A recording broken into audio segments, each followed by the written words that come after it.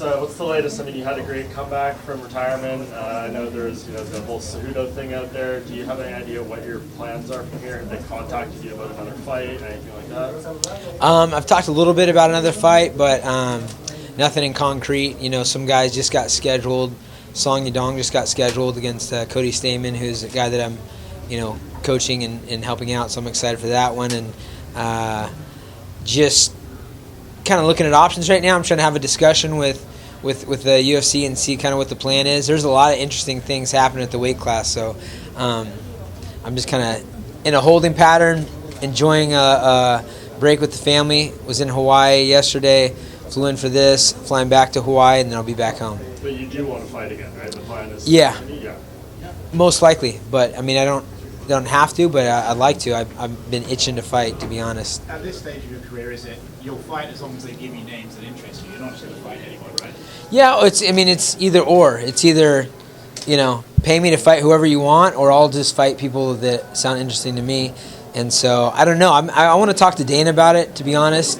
Sit down with him and say, look, there's a couple ways this could go. I could not fight again. I could fight big fights, or you could pay me a bunch to fight the new up-and-comers that you want to, have me fight. That's the way I look at it. And for me, I don't have to fight. I love fighting. I've been, staying hungry. I'm going to continue to compete regardless. I'm going to do more grappling matches and stay in the gym. Absolutely. So I'll be ready for anything, but no guarantees really. It's a pretty unique take, though, admitting, hey, they want to build up these young stars, I'll be around today. Yeah, that's happened a lot, by the way. Michael McDonald, Ricky Simone. There's a long list of guys that they've tried to do that with me, because at 40 years old, I've been an older guy for a decade now. So, in their minds. But for me, I'm, look good, feel good, live a healthy lifestyle. Looks like Cejudo's going to fight Joseph Benavidez next at flyweight. Do you think they should do an interim title at bantamweight just because it looks like Cejudo's going to be out for a while? I don't care about the titles and stuff and interim titles. I don't know. I'm so confused about everything right now. Right. Like, I'm like, who's the champion? Is it Colby? Is it Usman? Is it, I'm just like, what's going on? I don't really care about that per se, about interim.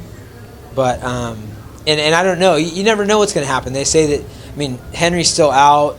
It's a long time till that fight happens. I love Joe Benavidez, so I'd love to see him get his opportunities. And he's had opportunities just like me, and I think he's on the same path of at it till the end. He'll be a top dog, so that'd be great. But who knows?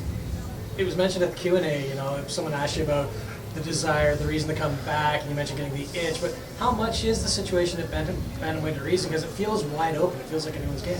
Well, I decided to come back before TJ got popped and before other people were injured. It was a personal thing for me. The biggest thing is the landscape. In my opinion, the most exciting part about the sport right now is ESPN, about the global expansion, about the other organizations out there. I don't know. I'm under contract with the UFC, but I've, heard what organizations are paying across the globe. And the sport is just rising and rising. And I'm a UFC guy. I want to fight in the UFC, but my contract is 4 years old. I like to rehash things and say, look, dude, I like to be a warrior for you, but let's have it make sense. How many more fights or years are on your contract? I have 3 fights left. But you think, you've been away, but you think you'll be able to renegotiate that now instead of waiting? Maybe. Yeah, maybe. Would that be a big factor in you fighting again, is if you're allowed to renegotiate that? Yeah, probably. You mentioned grappling. I know you did Kinetic recently. What was that experience like? That was awesome. So I actually was one of the founders of Kinetic, and I was there as a host and somebody that helped run the show. But I didn't get to compete this time. I had done Polaris. I did the Quintet. And then I had done the Submission Underground with Chael. When I was retired, I competed against all world-class guys, world champions, Hall of Famers. And I loved it, man. That's what I do for fun and to stay in shape. I'm not like, I like to do stuff that interests me. So staying in shape for me is rolling jiu-jitsu hard, hitting mitts, holding mitts, drilling with the guys. Like that's how I stay in shape. The promotional side with that show, is that something you want to do more of? I've got a lot of stuff that I'm doing from a production standpoint. Definitely in the the mixed martial arts space for sure, but other things as well. We had our first movie that we produced called Green Fever, and I've got a lot of stuff that we're working on. A TV show called Insight. I was just going to say, Cody Garbrandt, you're very close with him and a teammate. Any idea when he'll look to return? Because I know we've heard he's had some injuries, and obviously the next fight back is very important. Cody's at a forced break right now because he did this long rehab, healing himself up, which was really proactive. He was getting in amazing shape and still improving, making money, hustling. You see him, doing things everywhere. And then his first day back, he had done an appearance in Washington and got in with Mike Chiesa and Sam Cecilia and those guys. We have a great relationship with them. He went his first day over there and went and sparred and had a serious injury in his wrist, which is kind of the same as the old injury. So it was really disheartening. He texted me that day, but he's staying positive. And when Cody's firing on all cylinders, there's no one in the world that can hold a match to him. How about Sage Northcutt? How's he recovering from that last fight? He's doing good. It's been a strange kind of recovery because it's such a unique injury. He's telling me that he's weighing 165 and he wants to fight 55s again, like I always told him to. And that's his exact word. Just like you always said, Mr. Faber. I should be fighting 155s. He's staying lean and staying really positive, but it's going to be a long journey for him back too, and he's in no rush.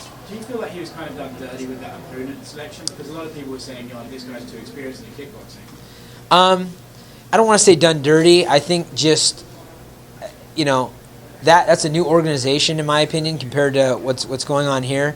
And Sage is a man of faith. He believes in higher power, but he also believes what people are telling him. He takes things at face value, and he was under the impression that nobody's cutting weight, which was really hard for me to believe. I'm saying I don't think that's the case. He's also, excited about the matchup and this and that. He should not be fighting 185 pounds. He's trying to gain weight as much as he can to get to 183, 184 pounds, when in reality he should be fighting competitively at 155, maybe 170 pounds. So that was, you support your guys, but you don't necessarily get to dictate their whole career, unfortunately, in all cases. Last question, guys. Is that a learning experience for him in more ways than one, right? So.